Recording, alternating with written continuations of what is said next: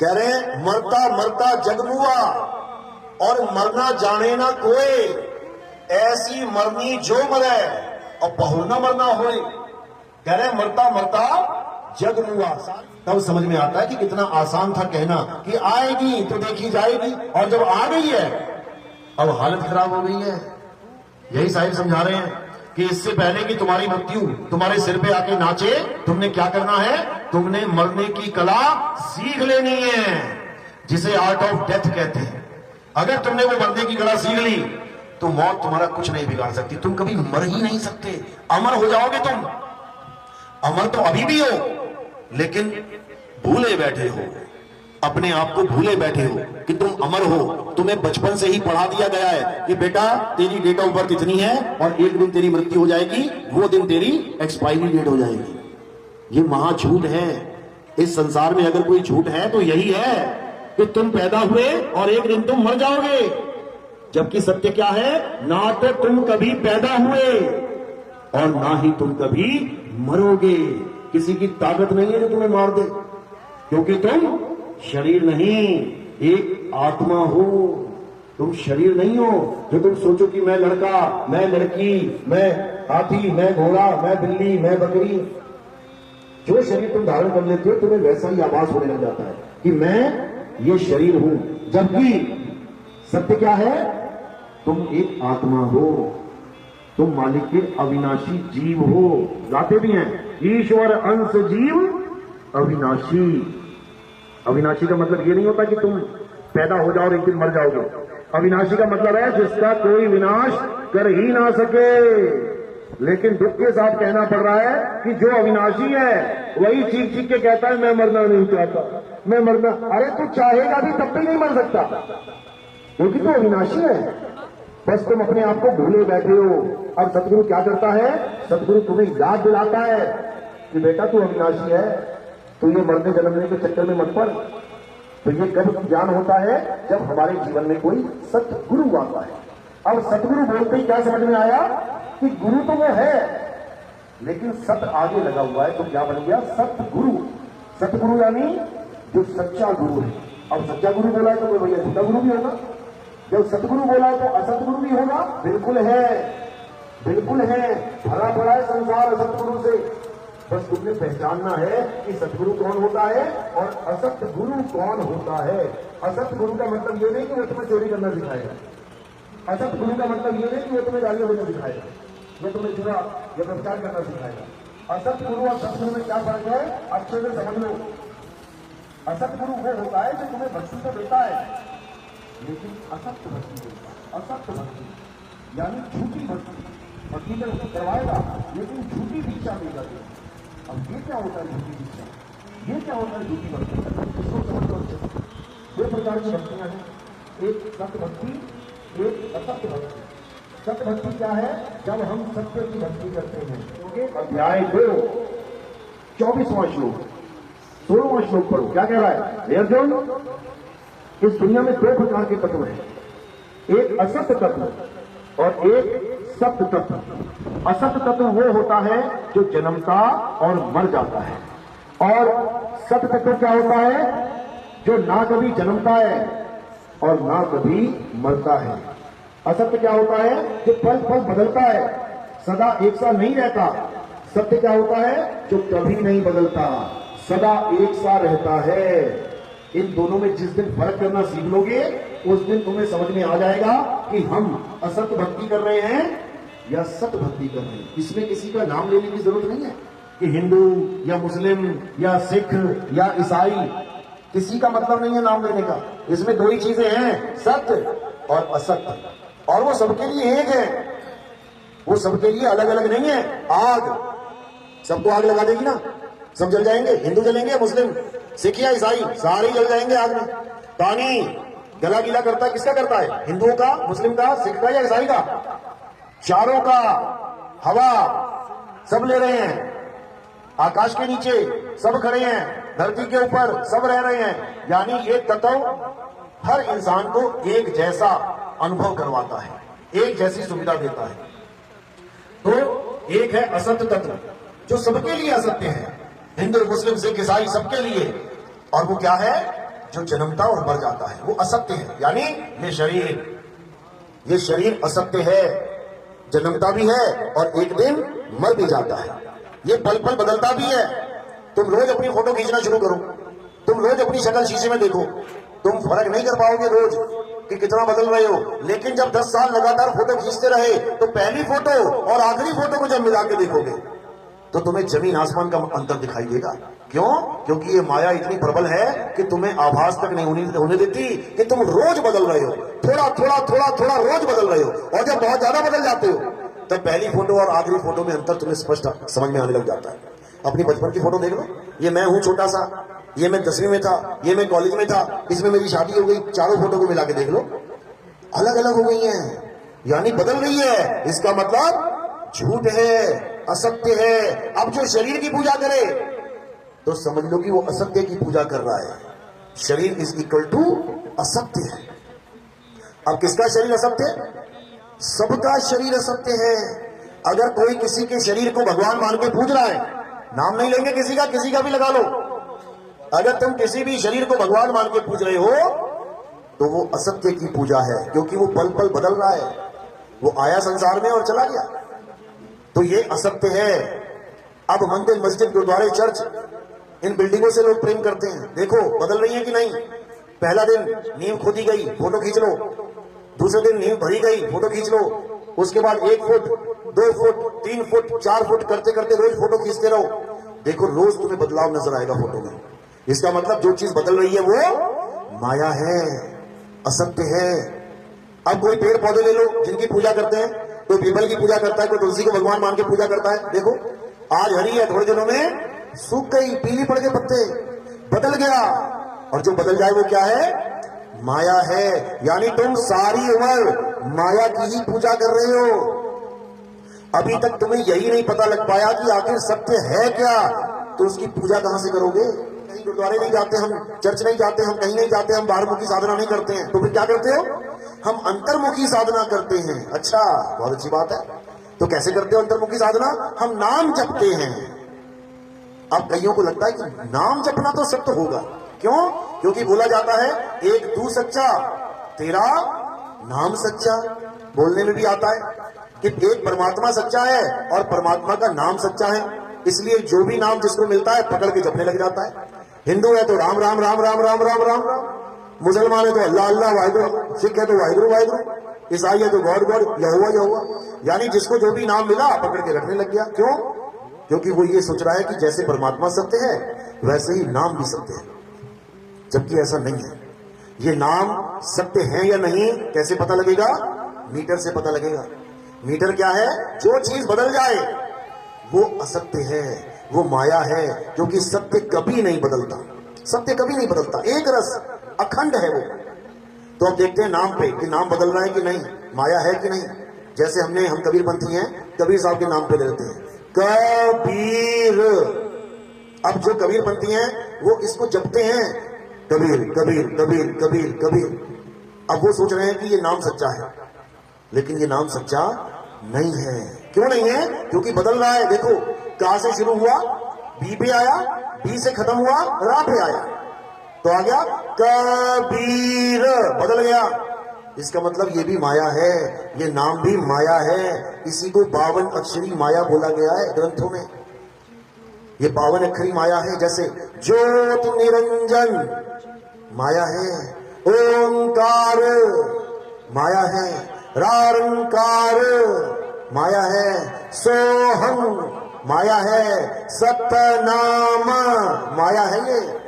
ये माया के नाम लेके बैठे हैं, क्योंकि जो बदले सो माया।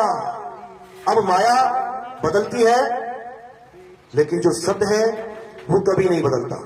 कुछ लोग इन अक्षरों को भी माया कह देते हैं और कहते हैं कि जो असली नाम है वो शब्द है। बहुत अच्छी बात है अगर इतनी बात करते हैं तो। लेकिन देखो माया ने कैसा जकड़ लिया उनको भी। वो एक शब्द की नहीं, वो 5 शब्द की बात करते हैं कि परमात्मा का नाम क्या है? 5 शब्द हैं, 5 आवाजें हैं। कभी शंख की आवाज आ जाएगी, कभी वीणा की, कभी बांसुरी की, कभी मृदंग की, कभी किसी की। इसी को सत्य मान के बैठ गए, जबकि जो बदले सो माया। कानों को बंद करके, आंखों को बंद करके बगुला भक्ति में लगे हुए हैं। कबीर साहब कभी नहीं कहते कि आंख बंद करो, कान बंद करो, भक्ति करो, नहीं। साहिब क्या कह रहे हैं? अरे आंख ना मूंदो, कान ना रूंदो और तनिक कष्ट मत धारो, खुले नयन पहचानो हंस हंस सुंदर रूप निहारो। शब्द निरंतर से मन लागा। शब्द निरंतर, निरंतर मतलब जिसमें कोई अंतर ना हो, जो लगातार एक रस चलता है। शब्द निरंतर से मन लागा और मलिन वासना त्यागी, उठत बैठत कबहु न छूटे, ऐसी ताड़ी लागा। जो असली शब्द है वो ये 5 शब्द नहीं है कि पहले रूहानी मंडल में कोई और आवाज आ रही है, दूसरे में चढ़ेगी कोई और आवाज, तीसरे में चलेगी कोई, ये माया है, ये अनहद बाजा है। अरे अनहद बाजा जमता थाना, 5 तत्व करे घमसाना। ये 5 तत्वों की 5 आवाजें हैं, ये परमात्मा की आवाज नहीं है। अनहद बाजा बिदी बिदी बाजे, सार शब्द न्यारी धुन गाजे। अनहद बाजा अलग अलग तरीके से बजता है, लेकिन जो सार शब्द परमात्मा की आवाज है वो एक रस चलती है, अखंड, यानी वो खंडित नहीं होती, बदलती नहीं है कभी। तो कह रहे हैं अखंड साहिब का नाम और सब खंड है, खंड मेर सुमेर खंड ब्रह्मांड है। यानी परमात्मा का जो सच्चा नाम है उसके अलावा हर चीज खंडित हो जाएगी, नाशवान है, टूट जाएगी, लेकिन परमात्मा का नाम कभी खंडित नहीं होता। तो उसी नाम की महिमा सत्य कहलाती है। सत्य, नानक साहब कह रहे हैं ना, सत्य नाम वाह गुरु, मतलब कि परमात्मा का सच्चा नाम देने वाला मेरा गुरु, उसने मुझे ऐसी वस्तु दे दी कि मेरे मुंह से क्या निकल रहा है? वाह गुरु, वाह गुरु, वाह गुरु। जैसे आपको कोई बहुत अच्छी चीज मिल जाए तो आपके मुंह से ऑटोमेटिकली क्या निकलेगा? अरे वाह। कोई बढ़िया मीठी चीज खाने को मिल जाए, बहुत अच्छी स्वाद वाली चीज, तो क्या निकलेगा? वाह भाई वाह, क्या चीज बनाई है। इसी प्रकार बाबा नानक के मुंह से निकला वाह गुरु। क्यों निकला? क्योंकि उनको जो वस्तु प्राप्त हुई उसमें इतना आनंद भरा था कि उनके मुंह से वाह वाह निकलने लग गया। लेकिन लोगों ने क्या सोचा कि शायद ये मालिक का नाम जप रहे हैं, तो वो बिना उस वस्तु को प्राप्त किए वाह गुरु करने लग गए। कोई रसमलाई खाता है तो मुंह से निकलता है वाह, लेकिन सामने बैठा आदमी सोच रहा है कि वाह बोलने से मुंह मीठा हो गया, मैं भी बोल लेता हूं वाह वाह वाह।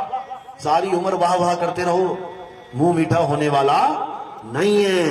क्योंकि वो चीज जिसके कारण वाह मुंह से निकला अभी वो नहीं पता किसी को, बस जपने में लगे हैं, जप के परमात्मा को पाना चाहते हैं, जबकि ऐसा संभव नहीं है। तुम्हें प्यास लगी है, तुम्हें पानी के कितने सारे नाम पता है, जल, वाटर, नीर, तोए, पानी, तुम एक छोड़ो 5 नाम जप लो, तुम्हारा गला गीला हो जाएगा क्या? कभी नहीं होगा। जब तुम्हारी बुद्धि यहां पर विवेक जागृत कर रही है कि नाम जपने से गला गीला नहीं होगा, भोजन नाम जपने से खाना नहीं मिलेगा, धन पैसा जपने से पैसा नहीं मिलेगा, तो तुम्हारी बुद्धि वहां क्यों सो जाती है जहां पर ये लोग कहते हैं कि नाम जपने से भगवान मिल जाएगा। यहां पे तुम धोखे में आ जाते हो, यहां तुम्हारे साथ धोखा हो जाता है, यहां तुम्हें मूर्ख बना देती है ये माया, और तुम्हें सारी उम्र नाम जपवाती रहती है। तुम सारी उम्र राम राम राधे राधे जपते रहते हो, तुम सारी उम्र वाहेगुरु वाहेगुरु जपते रहते हो, तुम सारी उम्र अल्लाह अल्लाह जपते रहते हो, जबकि परमात्मा नाम जपने से कभी नहीं मिलता। कबीर साहब वाणी में समझा रहे हैं, मोह को कहां ढूंढे रे बंदे, मैं तो तेरे पास में, बिल्कुल हमारे पास है परमात्मा। कितना पास है? जिसको कहते हैं अंग संग, सुना भी होगा आपने, परमात्मा हमारे अंग संग है। अंग संग मतलब ये माला मेरे अंग संग है, यानी मेरे अंग के साथ लगी हुई है, ये कपड़े मेरे अंग संग हैं, इतना पास है परमात्मा। लेकिन हमें उसका आभास नहीं है, हमें उसका पता नहीं है, इसलिए हमें जैसा कोई कहता है वैसा करने लग जाते हैं। कोई नया बाबा आ गया टीवी में यूट्यूब में, बोलेगा बेटा परमात्मा चाहते हो? हाँ गुरु जी, राधे राधे जपो तुम, सारी उम्र तुम्हें राधे राधे जपवा देगा। क्यों जपवा देगा? क्योंकि उसको पता ही नहीं है कि नाम जपने से परमात्मा नहीं मिलता, नहीं मिलता। वो तो कहां ढूंढे रे बंदे, मैं तो तेरे पास में, ना मंदिर में, ना मस्जिद में, ना काबे कैलाश में, ना मैं जप में, ना मैं तप में, ना एकांत निवास में। क्या कह रहे हैं कबीर साहब? कह रहे ना मैं जप में। भूल जाओ कि जपने से तुम्हें परमात्मा मिलेगा, कभी नहीं मिल सकता, लेकिन कुछ तो मिलेगा, बिल्कुल मिलेगा। क्या मिलेगा? तुम्हारा मन शांत होने लग जाएगा कुछ देर के लिए, नाम जपोगे थोड़ी शांति मिलेगी, दुनियादारी से ध्यान हटेगा, उसके बाद फिर उसी में दौड़ जाएगा, थोड़ी देर की शांति को ये लोग परमात्मा की प्राप्ति मान बैठे हैं। समझ लो, नाम जपने से और क्या होगा, तुम शून्य अवस्था में चले जाओगे, यानी तुम इस बॉडी से ध्यान हटा के शून्य में चले जाओगे। शून्य मतलब जहां पे कुछ नहीं है, साइलेंस, वहां कुछ भी नहीं है, शून्य में चले गए तुम। उससे क्या हो गया, कुछ भी नहीं हुआ। पाना था परमात्मा को और चले गए शून्य में, कुछ भी नहीं हुआ। यानी कि आम का पेड़ और बबूल का पेड़ दोनों पेड़ कहलाते हैं। आम के पेड़ से तुम्हें मीठे मीठे आम मिलते हैं, लेकिन बबूल के पेड़ से भी कुछ ना कुछ तो मिलता होगा। क्या मिलता है, तुम्हें दातुन मिलती है करने के लिए और थोड़ी सी छांव मिल जाती है। तो जो लोग आम प्राप्त नहीं कर पाए वो बबूल की दातुन और बबूल की छाया से संतुष्ट हो गए कि हमें तो दातुन मिल गई, हमें तो छाया मिल गई, हमें और कुछ नहीं चाहिए। मेरे भाई, परमात्मा उस आम के वृक्ष के समान है जो तुम्हें मीठे मीठे फल देगा, और दातुन कड़वी है। दोनों में भेद है। सत भक्ति में तुम्हें आनंद आएगा और झूठी भक्ति में तुम्हारी हालत खराब होगी अंत में। तो इसी को समझना है। नाम जपना सबसे बड़ा बंधन है परमात्मा ना मिलने का, सबसे बड़ा कारण है परमात्मा को ना पाने का। जो लोग नाम जपते हैं वो कभी जीवन में परमात्मा नहीं पा सकते। तो फिर क्या करें, नाम जपना छोड़ दें? बिल्कुल छोड़ दो, बिल्कुल छोड़ दो। हिंदू है तो राम राम जपना छोड़ दे, मुस्लिम है तो अल्लाहू अल्लाहू जपना छोड़ दे, सिख भाई है तो वाहिगुरु वाहिगुरु जपना छोड़ दे, ईसाई है तो हालेलुया जपना छोड़ दे। तो करें क्या? ग्रंथों में लिखा है जो करना है। गीता में क्या लिखा है? हे अर्जुन, इस दुनिया में केवल एक सत्य है और वो आत्मा है। आत्मा को ना तो कोई पैदा कर सकता है, ना ही आत्मा का कोई नाश कर सकता है। आत्मा को कोई शस्त्र छू नहीं सकता, काट नहीं सकता। आत्मा को अग्नि जला नहीं सकती, आत्मा को पानी भिगो नहीं सकता, आत्मा को वायु सुखा नहीं सकती। तो क्या है सत्य? आत्मा सत्य है। शरीर को काट भी सकते हैं, जला भी सकते हैं, बुझा भी सकते हैं, गला भी सकते हैं, सब कुछ कर सकते हैं। तो शरीर नाशवान है, असत्य है, आत्मा सत्य है। तो क्या लिखा है गीता में? अध्याय 3 17वां श्लोक क्या कह रहे हैं? हे अर्जुन, जो अपनी आत्मा में रमण करता है, जो अपनी आत्मा में तृप्त है, जो अपनी आत्मा में संतुष्ट है, उसके लिए कोई धार्मिक कर्म कर्तव्य लागू ही नहीं होता। यानी वो हिंदू है तो उसे कोई जरूरत नहीं मंदिर जाने की, वो मुसलमान है उसे कोई जरूरत ही नहीं मस्जिद जाने की, वो सिख है उसे कोई जरूरत नहीं गुरुद्वारे जाने की, वो ईसाई है उसे कोई जरूरत नहीं चर्च जाने की। कब? जब वो अपनी आत्मा में रमण करना सीख ले। अध्याय 3 17वां श्लोक यही समझा रहा है। लेकिन हमें आत्मा में रमण करना तो आता नहीं। वो वृंदावन में एक मंदिर बना दिया रमण रेती, उसमें जाके गोल मटोल ऐसे घूम रहे हैं रेत में। अरे रेत में ही घूमना है तो 84 लाख योनियां पड़ी हुई हैं, चले जाओ उसमें। कुत्ता बिल्ली बकरा हाथी घोड़ा रेत में तो घूम रहे हैं सारे। रेत में सो जाते हैं, रेत से उठते हैं, फिर रेत में सो जाते हैं मिट्टी में। हम इंसान हैं, ये इंसान जन्म बड़ी मुश्किल से मिला है, ये रेत में लौटने के लिए नहीं मिला है, ये आत्मा में समाने के लिए मिला है। हे अर्जुन, जो अपनी आत्मा में दृढ़ हो जाते हैं, जो अपनी आत्मा में अचल हो जाते हैं, उनके जन्म मरण के बंधन टूट जाते हैं, उनको कोई जरूरत नहीं है। अब गुरु ग्रंथ साहब में क्या लिखा है? उसमें ये नहीं लिखा है कि तुम वाहिगुरु वाहिगुरु करो। उसमें क्या लिखा है? उसमें लिखा है आत्म देव पूजिए, गुरु के सहज सुभाए। यानी अगर तुम सच में गुरु की शरण में आ गए हो तो तुम्हें वो आत्मा की पूजा करना सिखाएगा, शरीरों की पूजा करना छुड़वाएगा। वो तुम्हें आत्मा का नाम बताएगा, वो तुम्हें 52 अक्षरी नाम यानी इंसानों के द्वारा बनाए गए हिंदी पंजाबी उर्दू फारसी अरबी के नाम छुड़वाएगा। छोड़ दो ये अपनी अपनी भाषाओं के नाम। इन नामों की वजह से ही तुम अलग अलग हो गए हो। परमात्मा एक, उसके सारे जीव, फिर भी अलग अलग होके बैठे हो। क्यों? कारण क्या है? ये अक्षर, मैं हिंदू हूं, मैं मुसलमान हूं, मैं सिख हूं, मैं ईसाई हूं, कैसे हो गए अलग अलग? अक्षरों की वजह से, अक्षरों की वजह से। किसने बनाए ये अक्षर? ये आदि मानव ने बनाए हैं। कौन होता है आदि मानव? जो जानवर की तरह रहता है जमीन पे, कपड़े नहीं है पहनने को, नंगा घूम रहा है, खाने को कोई फल फ्रूट नहीं है उगाने को, जो जंगल में मिल गया खाना पड़ रहा है, खेती बाड़ी का कोई ऑप्शन नहीं है, मकान दुकान नहीं है उसके पास, कोई भाषा नहीं बोलता, जानवरों की तरह आ ऊ कर रहा है, इशारे करता जैसे कुत्ता रो रहा है, बिल्ली म्याऊ कर रही है। उसके पास कुछ भी नहीं है, खाली हाथ बेचारा पैदा हो गया है।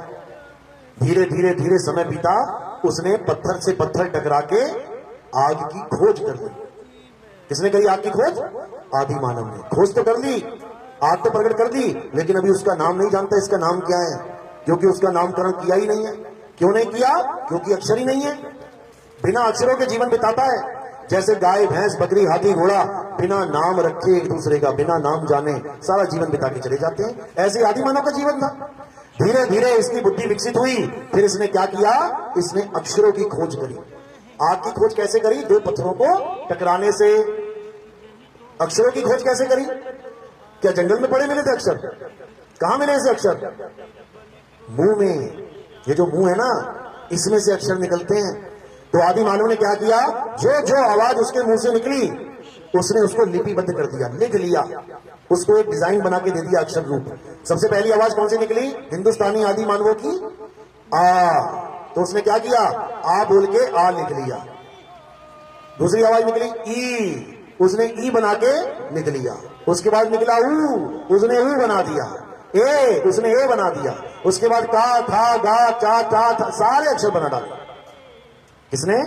आदि मानव ने। और उसके बाद अपनी पूरी कम्युनिटी को, जितने भी लोग एक साथ रहते थे, उनको सिखा दिया कि ऐसे ऐसे ऐसे ये अक्षर हैं, ये इसका मतलब है।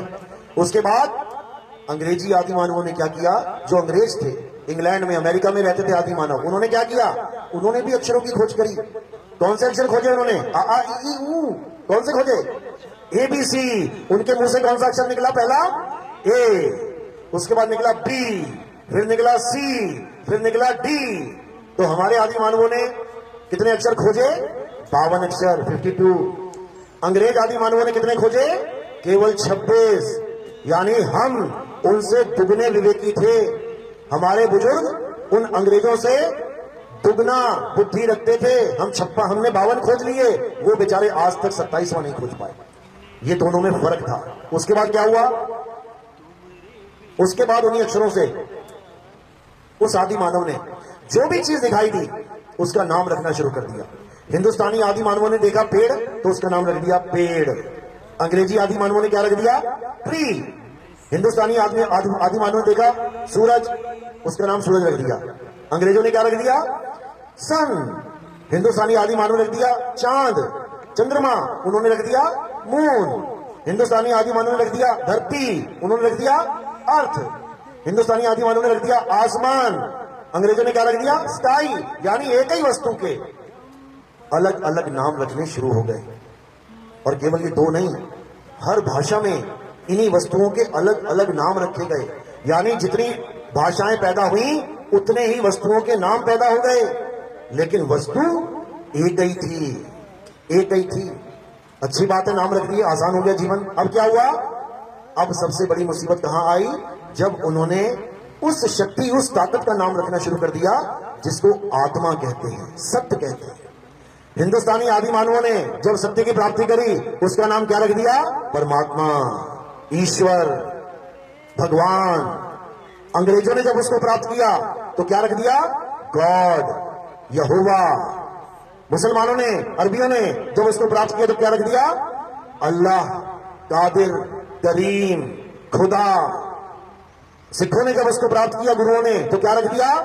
सतनाम, सत श्री अकाल, वाहे गुरु। यानी सबने उस एक सत्य के नाम अपने अपने हिसाब से अलग अलग रख दिए। किसकी वजह से? अक्षरों की वजह से। अच्छी बात है, कुछ नाम रखा, बढ़िया है। लेकिन उसके बाद मुसीबत क्या हो गई? मुसीबत ये हो गई कि हम उन नामों के पीछे लड़ने लगे कि नहीं, अल्लाह सबसे बड़ा है, उसकी पूजा करनी चाहिए। कोई कह रहा नहीं, परमात्मा की पूजा करनी चाहिए। कोई कह रहा नहीं, यहोवा सबसे बड़ा है। कोई कह रहा गॉड सबसे बड़ा है। कोई कह रहा है वाहिगुरु, सत श्री अकाल सबसे बड़ा है। जबकि ये सारे नाम उसी एक चीज के हैं, एक ही वस्तु के नाम हैं। जल के नाम, ये ग्लास में क्या रखा है? पानी। लेकिन पानी एक रीजनल लैंग्वेज है, एक प्रदेश की भाषा है। इसी पानी को कोई कहेगा नहीं इसमें वाटर रखा है, इसी को कोई कह देगा नहीं इसमें जल है। तो ये भाषाएं हम सबको अलग अलग करने में लगी हैं। लेकिन जब इसके तत्व ज्ञान में आओगे, जब ये जानोगे कि इसमें तत्व क्या पड़ा है, तो ये सारी भाषाएं किनारे हो जाएंगी। तत्व रूप में इसमें क्या पड़ा है? H2O, यानी हाइड्रोजन के 2 मॉलिक्यूल ऑक्सीजन का एक मॉलिक्यूल। तुम जहां भी ये पानी देखोगे याद रखना वो हाइड्रोजन और ऑक्सीजन के ही मॉलिक्यूल मिले हुए हैं। उसका नाम पानी नहीं है, रख दिया गया है। उसका नाम वाटर नहीं है, रख दिया गया है। उसका नाम नीर नहीं है, रख दिया गया है इन अक्षरों की वजह से। तो क्या हुआ, जो सत्य है उसके भी नाम रख दिए गए हैं नहीं, उसका कोई नाम नहीं है, परमात्मा का कोई नाम नहीं है, रख दिए गए हैं अलग अलग भाषा में। इसीलिए 10वीं पातशाही ने 1000 नाम रखे, परमात्मा के नाम लिखे 1000, और सबसे लास्ट में क्या नाम रख दिया, अनामी, यानी उसका कोई नाम नहीं है। कुरान में अल्लाह के 99 नाम लिखे गए हैं।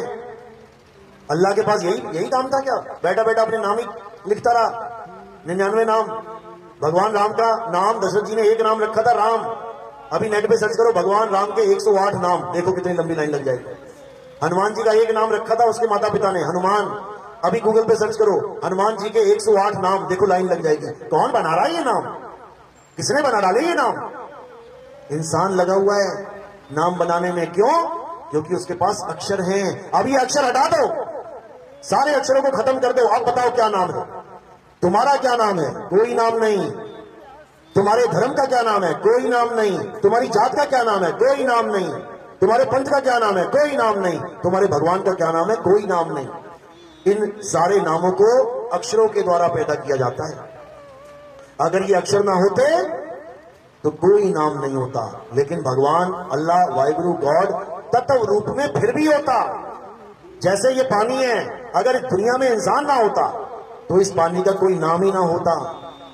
वरना बता दो, गाय ने इसका क्या नाम रखा है, भैंस ने इस पानी का क्या नाम रखा, हाथी ने इस पानी का क्या नाम रखा, रोज पीते हैं ना, सब पीते हैं इस पानी को, लेकिन इंसान के अलावा किसी ने इसका कोई नाम नहीं रखा और ना ही रख पाएगा। क्यों, क्योंकि इंसान के पास अक्षर हैं, वो अक्षरों के द्वारा इसके नाम रख लेता है। कभी इसने राम रख लिया, कभी इसने श्याम रख लिया, कभी इसने हनुमान रख लिया। सारे नाम क्यों रखे, अक्षरों की वजह से।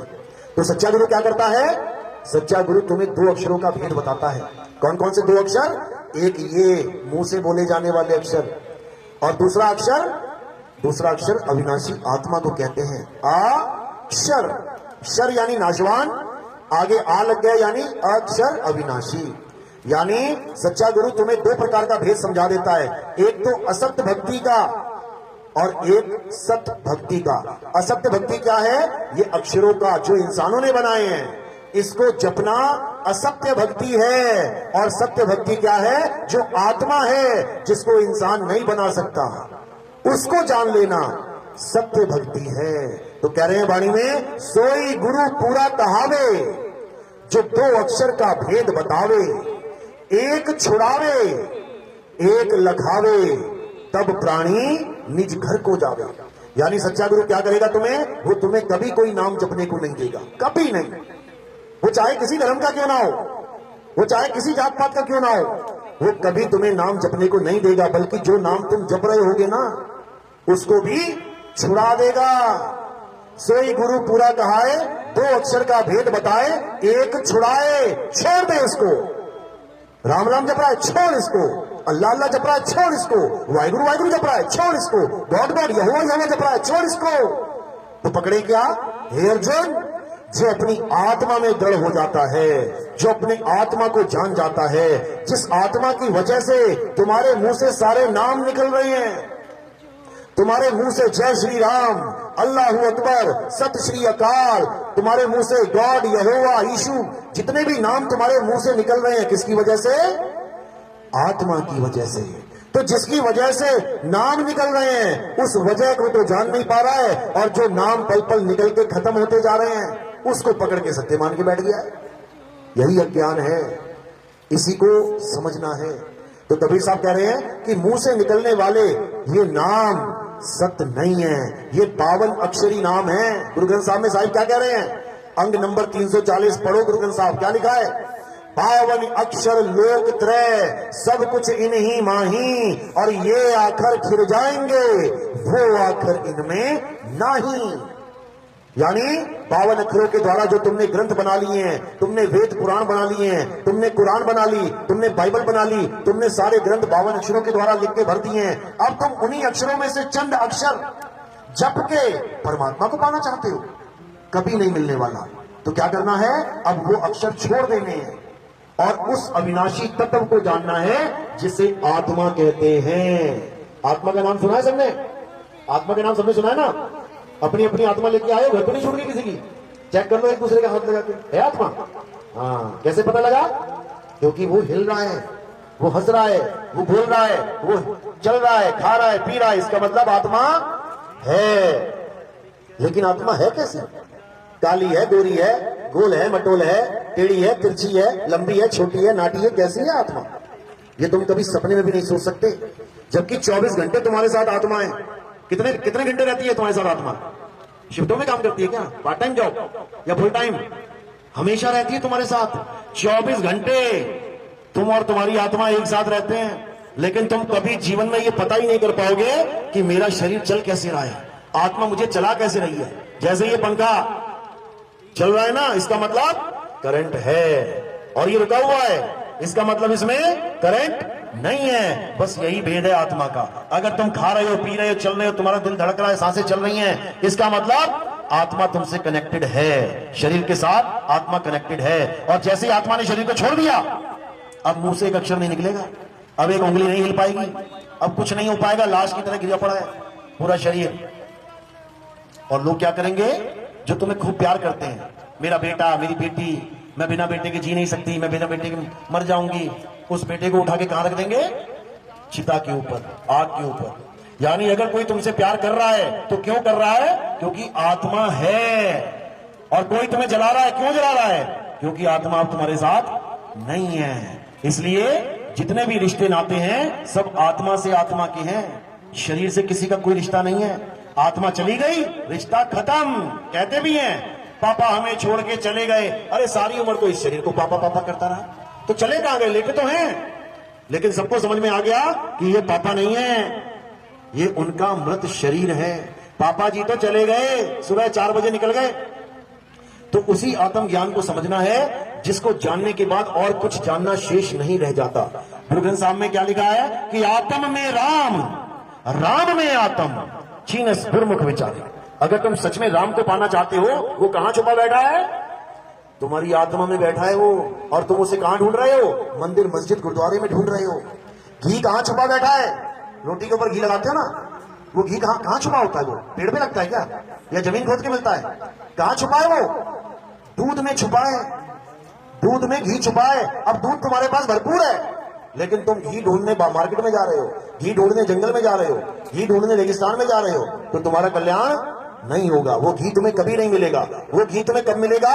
जब तुम ऐसा गुरु धारण कर लो जो दूध से घी निकालना जानता है, वो तुम्हें सिखा देगा।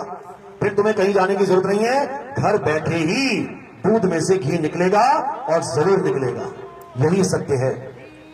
तो अब क्या करना है? ठीक है, आप मंदिर, मस्जिद, गुरुद्वारे, चर्च गए हो, बहुत अच्छी बात है। क्यों? क्योंकि कुछ नहीं से कुछ भला। अच्छी बात है कि परमात्मा परमात्मा, राम राम, अल्लाह अल्लाह करते रहे, अच्छी बात है। लेकिन हमारा जीवन इसलिए नहीं मिला हमें कि हम राम राम, अल्लाह अल्लाह, वाहिगुरु वाहिगुरु करके बिता के चले जाएं। अगर नाम जपने से मुक्ति मिलती है तो सबसे अच्छा नाम तो तोता जपता है। दिन भर बैठा रहेगा, नाम जपता रहेगा, कुछ भी सिखा दो, फिर तो उसकी मुक्ति हो जानी चाहिए, नहीं होगी। क्योंकि नाम जपने से मुक्ति होती नहीं है। मुक्ति किससे होती है? सत्य को जानने से। तो सत्य क्या है? आत्मा ही सत्य है। इस आत्मा के यानी सत्य के कई नाम रखे इंसान ने। देखो हिंदू गाते हैं ना, ईश्वर सत्य है। अब पहली लाइन में बोल दिया ईश्वर सत्य है, यानी जो तत्व है वो है सत्य, और जो उसका नाम रख दिया है वो है ईश्वर। यानी H2O का नाम रख दिया है पानी। तत्व कौन सा है? H2O, और नाम रख दिया है पानी। तो नाम को थोड़ी देर के लिए किनारे कर देते हैं और तत्व पे बात करते हैं। तत्व है H2O। यानी तुम H2O लिख दो तो पूरी दुनिया में समझ लिया जाएगा कि ये बात किसकी चल रही है। भले तुम उसको पानी ना बोलो, वाटर ना बोलो, उसको कुछ मत बोलो, तुमने H2O लिख दिया। और जानकार बंदा है, समझता है कि H2O क्या है, उसको इससे मतलब ही नहीं कि तुम उसको अपने प्रदेश की भाषा में क्या बोलते हो। इसी प्रकार अगर तुमने सत्य को जान लिया, सत्य क्या है, फिर तुम्हें इससे कोई फर्क नहीं पड़ेगा कि हिंदू उसका क्या नाम रख के बैठा है, मुसलमान उसको क्या कहता है, सिख उसको क्या बोल रहा है, और ईसाई ने उसका क्या नाम रख दिया है। क्योंकि सत्य सबके लिए एक है। तो सत्य क्या है? आत्मा ही सत्य है। अब इस आत्मा के नाम यानी सत्य के नाम कितने रखे हैं? हिंदू ने रखा ईश्वर सत्य है। अब सत्य हटा दो और आत्मा फिट कर दो वहां। यानी ईश्वर आत्मा है, यानी ईश्वर शरीर नहीं है। तो ईश्वर सत्य है, यानी ईश्वर आत्मा है, सत्य ही शिव है, यानी आत्मा शिव है। शिव मतलब देखो कैसे लिखा है शिव, श ई की मात्रा और वाह। अब जो ई की मात्रा है ई, उसका मतलब है ईश्वर, और वो कहां विद्यमान है? अगर ई हटा दो तो क्या बचा? शिव में से ई हटा दिया, क्या बचा? शव। शव यानी ये काया, ये शरीर शव है।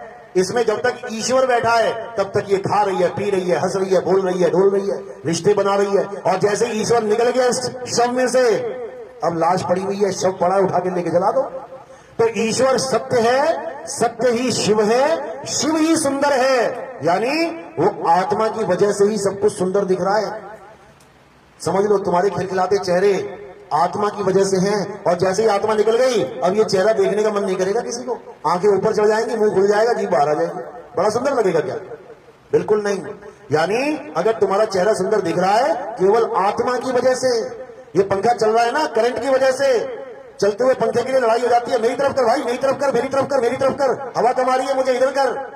और जब पंखा नहीं चल रहा हो ना, कौन लड़ेगा मेरी तरफ कर? इसका भाव नहीं है, इसके भाव बहुत ऊंचे हैं। यानी जहां आत्मा जुड़ी हुई है वो सुंदर है, और जहां आत्मा नहीं जुड़ी हुई है वो मुर्दा है। फूको इसको। तो हिंदुओं ने उस सत्य का नाम रखा ईश्वर, मुसलमानों ने क्या रख दिया? अल्लाह। अल्लाह अल हक, यानी सत्य ही अल्लाह है। ईसाइयों ने क्या नाम रख दिया? God is truth. ट्रुथ क्या है? सत्य, यानी आत्मा। इसीलिए ईसाई कहते हैं होली स्पिरिट, पवित्र आत्मा आ जाओ, पवित्र आत्मा आ जाओ, पवित्र आत्मा मुझे चंगा कर दो। हिंदू से ईसाई बन रहे हैं लोग पवित्र आत्मा करते हुए। क्यों? क्योंकि उन्हें गीता का पाठ ही नहीं पता है। अरे गीता आत्मा को ही तो बता रही है। हिंदू रह के आत्मा आत्मा कभी किया नहीं, ईसाई होके अब 24 घंटे पवित्र आत्मा कर रहे हैं। इससे अच्छा हिंदू होके जान लेते गीता में क्या लिखा है। ये झगड़े तो ना होते, हिंदू से बार बार ईसाई बन रहे हैं, सबको टेंशन हो रही है, अरे यहाँ तो ईसाई बहुत ज्यादा हो जाएंगे, इनकी सरकार हो जाएगी, ऐसा हो जाएगा, वैसा हो जाएगा। तो अपने ग्रंथों को पढ़ा लो ना हिंदुओं को। क्यों नहीं पढ़ा रहे? क्यों उनके सिर पत्थर में फुलवा रहे हो? क्यों नहीं बताते आत्मा के बारे में? एक अविनाशी जीव आत्मा को तुम पत्थर पुजवा रहे हो, सारी उम्र पत्थर की पूजा करवा रहे हो, तो गलत काम तो तुम कर रहे हो। जबकि हमारे ग्रंथों में आत्मा का जिक्र है, गीता भरी पड़ी है आत्म ज्ञान से, लेकिन किसी के पास समय ही नहीं है। पत्थर पूजना आसान है, गए टीका लगाया, भोग लगाया, जल चढ़ाया, घर वापस आ गए। गीता पढ़ने में मगजमारी करनी पड़ेगी, समझना पड़ेगा एक एक लाइन को। अरे इतना टाइम किसके पास है? इतने में तो मेरी मीटिंग का टाइम निकल जाएगा। पैसा कमाने में लगे, अच्छी बात है, लेकिन जिस असली काम के लिए, असली मुद्दे के लिए ये इंसान जन्म धारण करके आए हो ना, उसे मत भूल जाना। कोई लड़का कनाडा चला गया पढ़ाई करने के लिए, अच्छी बात है, जमीन रख दी, गिरवी रख दी, अच्छी बात है, लेकिन बाहर जाके पब डिस्को पार्टीज में ऐसा उलझ गया, भूल ही गया कि यहां करने क्या आया था। पढ़ाई वढ़ाई गई साइड में और पूरे ऐश कर रहा है। उसके बाद जब उसका समय खत्म हो जाएगा और घर वापसी हो रही होगी और पिताजी कह रहे होंगे बेटा कर्जा बहुत हो गया है, डिग्री लेके आ। अब वो कहेगा पिताजी पढ़ाई तो मैंने की नहीं, मैं तो मौज मस्तियां करके आ गया। तो पिताजी बड़ा खुश होगा क्या? लठ उठा के मारेगा। इसीलिए हम लोग डरते हैं मरने से। क्यों? अब पिताजी पूछेंगे बेटा करने क्या आया था, वो तो किया नहीं और पता नहीं क्या क्या करके जा रहा है। तो इसीलिए कबीर साहब ने कहा अरे जल में मीन प्यासी, मोहे देखते आवे हांसी, आत्म ज्ञान बिना नर भटके, कभी काबा कभी काशी।